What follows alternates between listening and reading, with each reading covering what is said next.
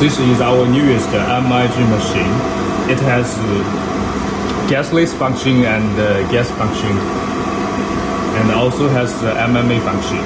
Now we will show you how to use this machine.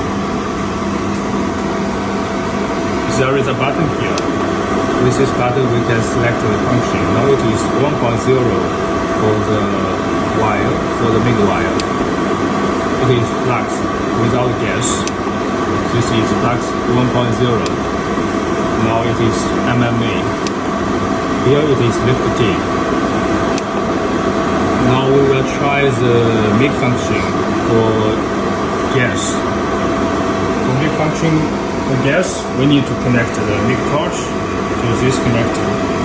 And there is a connector here for the MIG with gas. We need to connect this connector to the positive connector here.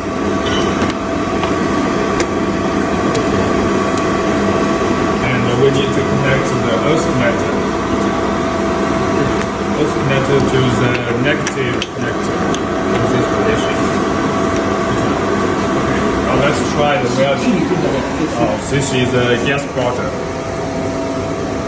We can adjust the gas. And now